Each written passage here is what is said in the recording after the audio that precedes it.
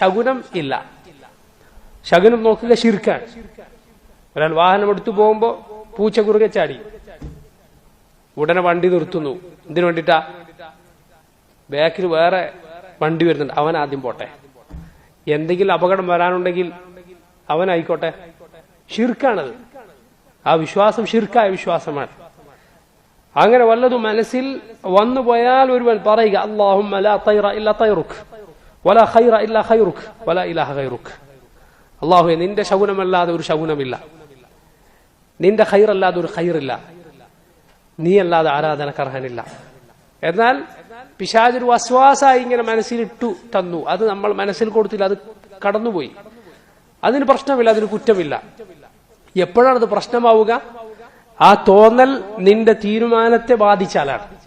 നിന്റെ പോക്കിനെയോ അല്ല തിരിച്ചുവരവിനെയോ സ്വാധീനിച്ചാൽ, പൂച്ച പോയി എന്നുള്ളതുകൊണ്ട് അവിടെ നിർത്തി, അത് പ്രശ്നമാണ്.